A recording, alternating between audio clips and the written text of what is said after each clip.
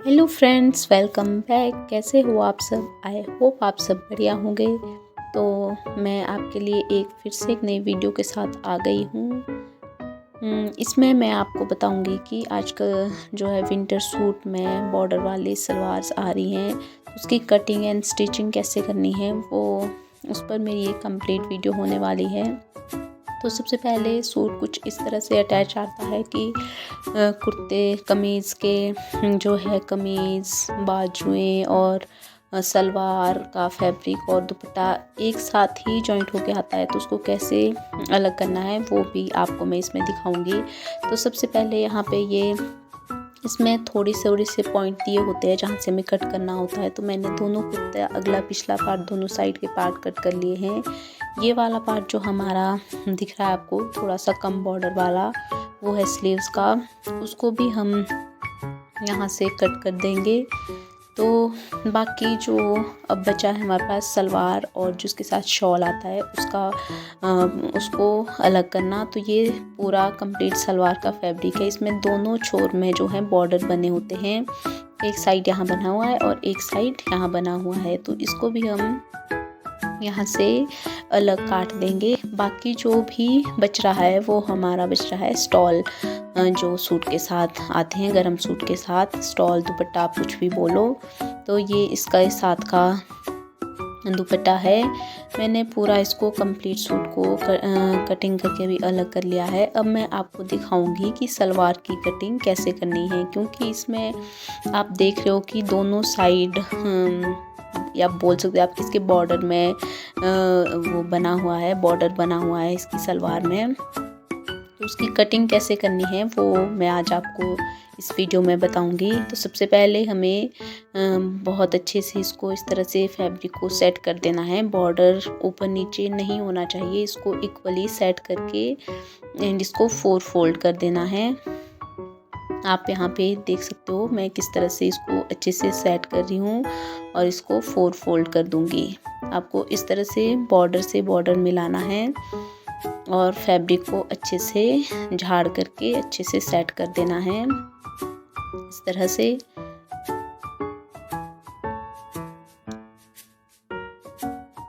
इस तरह से आप फैब्रिक को सेट कर दें अच्छे से। उसके बाद हमें जो भी मेजर करना है वो हम इस तरह से बॉर्डर वाली साइड से लेंगे। फैब्रिक को अच्छे से सेट करने के बाद ही आपकी प्रॉपर कटिंग और प्रॉपर सलवार का जो मेजरमेंट होगा तभी होगा जब आप फैब्रिक को अच्छे से सेट कर लेंगे। तो अभी आपको मेजर करने के लिए क्या करना है कि जो आप जिस साइड आपका बॉर्डर दिख रही है सलवार की, वहाँ से आपको इंच टेप में 5 इंच छोड़ते हुए, ये 5 इंच हम छोड़ रहे हैं बेल्ट के लिए, 5 इंच छोड़ते हुए, क्योंकि 5 इंच की हमारी बेल्ट लगेगी, 5 इंच छोड़ते हुए जो भी आपकी एक्चुअल लेंथ है, जैसे मेरी है 35, तो मैंने 1 इंच एक्स्ट्रा लेके 36 पे यहाँ पे मार्किंग किया है, क्योंकि आधा इंच हमारा सिलाई मार्जिन में चला जाएगा। तो 36 पे मैंने यहाँ पे कटिंग कर ली है और यहाँ पे अभी मैं लगा रही हूँ पोंचे के लिए निशान। जितना भी आपका सलवार का तैयार पोंचा है उतना यहाँ पे लगाने हैं पॉइंट्स। जैसे मेरा था 5 इंच, तो मैंने 5 इंच पे मार्किंग लगाने के बाद उसके बाद आगे 2.5 इंच एक्स्ट्रा जो है एक्स्ट्रा मार्जिन लिया है, 2.5 इंच। बस यही मार्किंग करनी है हमने इस पे और इस तरह से इसको यहाँ हम कट कर देंगे। ये हमारी जो है पोंचे वाली कलियाँ निकल के आ गई हैं। अब हमने निकालनी है बैक साइड की कलियाँ। उसको मैं आपको 2 तरीके बताऊंगी। सबसे पहले तो आप पहले ही फैब्रिक को इस तरह से 4 फोल्ड कर दें और इसके आगे में इस तरह से रखें, और जो दूसरी वाली साइड है वहाँ पे हम इसका आसन ले लेंगे। आसन लेंगे हम 9 इंच, और जो आसन वाले पॉइंट से जो हमने पोंचे के बाद जो 2.5 इंच एक्स्ट्रा मार्जिन लिया था वहाँ से वहाँ हम इसको मिला देंगे कुछ इस तरह से। एक तरीका तो आपका ये है जो है बैक साइड की कलियाँ कट करने का, या आप बोल सकते हो कि ये बॉर्डर वाली सलवार का कटिंग का एक तरीका ये वाला है। दूसरा मैं आपको अभी बताती हूँ। इसको आपको क्या करना है, जो हमने अभी 4 फोल्ड किया था इसके लिए सेकंड वाले जो आइडिया या तरीका मैं आपको जो बता रही हूँ, उसके लिए हमें क्या करना है कि फैब्रिक को पूरा खोल देना है। मतलब सिर्फ डबल फोल्ड हमने फैब्रिक को रखना है, कुछ इस तरह से, जैसे मैं यहाँ पे अभी कर रही हूँ।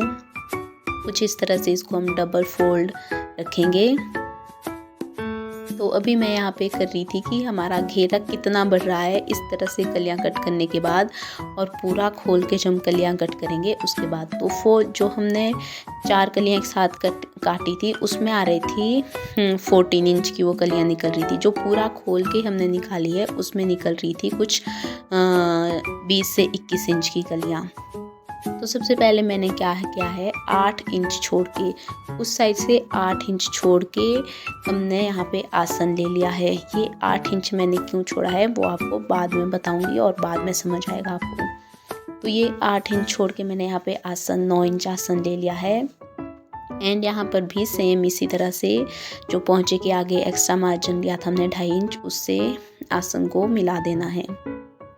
इस तरह से इंच टेप रखते हुए इसको कम्प्लीटली हम इस तरह से दोनों पॉइंट्स को मिला लेंगे। उसके बाद हमें 2 कलियां ये मिल गई। अब 2 कलियां हमें और चाहिए, वो हमें इसके दूसरी साइड से मिल जाएगी। तो सबसे पहले हमें ये वाले पॉइंट को मेजर करना है, ये वाला जहाँ मैं अभी कर रही हूँ, कि हमारी दूसरी साइड की कलियों की लेंथ हमें प्रॉपर मिल रही है, कम या ज़्यादा मिल रही है। ज़्यादा तो ओके है पर कम नहीं होनी चाहिए। तो यहाँ का मेजर लेके उसके बाद आपको क्या करना है, जो 9 इंच आपने आसन के लिए थे, 9 इंच से नीचे आपको इंच टेप रखना है और फिर उधर वाली कलियों को आपको मेजर करना है कि आपकी कली पूरी है या नहीं। तो मेरी यहाँ पे पूरी कंप्लीट थी, तो मैंने यहाँ पे कलियों की कटिंग कर दी। तो इस तरह से आप यहाँ पे इसको कट भी कर दें। उसके बाद नेक्स्ट स्टेप में ये जो 2 कलियां निकली हैं उसको उठाकर इधर वाले बचे हुए फैब्रिक के ऊपर रख देंगे, सीधा से सीधा मिलाकर इस तरह से। कुछ इस तरह से, आप शायद मैं बोल के एक्सप्लेन नहीं कर पा रही हूँ, पर आप देख के आपको आइडिया लग रहा होगा कि मैं क्या बताना चाह रही हूँ। तो आप इस तरह से अच्छे से फैब्रिक को सेट कर दें।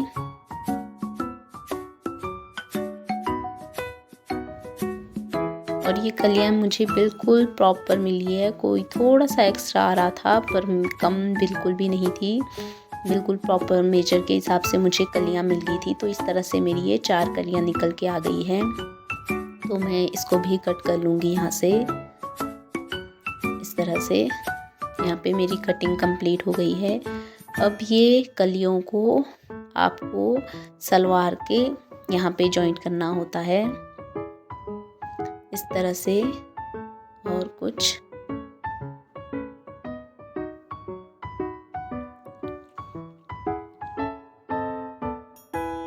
तो यहाँ पे आप देख सकते हो, काउंट कर सकते हो, ये 4 कलियाँ पूरी मेरे पास निकल के आ गई हैं। और इसको इस तरह से यहाँ पे स्टिच कर देंगे, मतलब आगे इसको यहाँ पे इस तरह से स्टिच करेंगे। और अभी मैं आपको दिखाती हूँ, जो मैंने आपको बताया था कि 8 इंच छोड़ के मैं 9 इंच आसन ले रही हूँ। ये 8 इंच मैंने लिया था बेल्ट के लिए, क्योंकि इसमें फैब्रिक का अर्ज बहुत कम होता है। इसमें बिल्कुल ध्यान से या फैब्रिक बचा बचा के कटिंग करनी पड़ती है।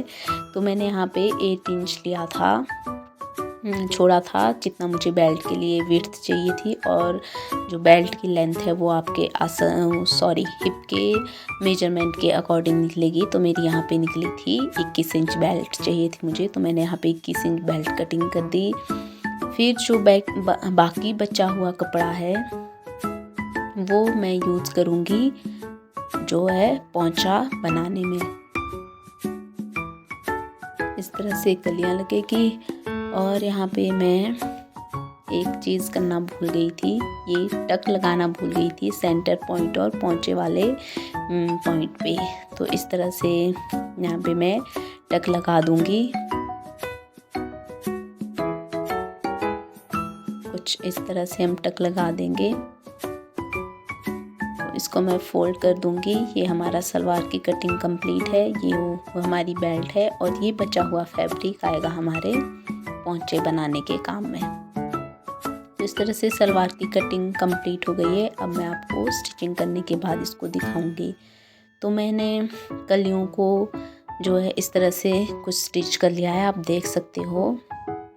इसके दोनों साइड ये इस तरह से स्टिच होगी और दोनों ही पोंचे वाली कलियां बोलती हूँ मैं यहाँ पे, पोंचे वाली कलियों में मैंने बाकी जो बैक वाली कलियां हैं वो दोनों साइड अटैच कर ली है। अब नेक्स्ट स्टेप में मैं इसमें आसन अटैच कर लूँगी और फिर आपको दिखाती हूँ कंप्लीट फाइनल लुक सलवार का कैसा आया है।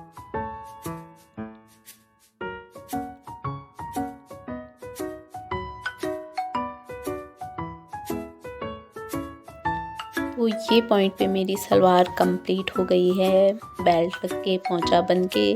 तो इस तरह से कुछ सलवार का लुक आया है। बहुत नहीं, जैसे नॉर्मल सलवार की आप कटिंग करते हो उतना ही इसमें घेरा आया है, वैसा ही इसका लुक आया है। पहनने के बाद भी ऐसा ही इसका आपका लुक आएगा जैसे नॉर्मल सलवार की कटिंग का आता है। तो आई होप आपके लिए वीडियो हेल्पफुल रही होगी। इफ़ यस तो वीडियो को प्लीज़ लाइक कर दें और चैनल को सब्सक्राइब करके ही जाए। Thank you for watching. Like share and subscribe.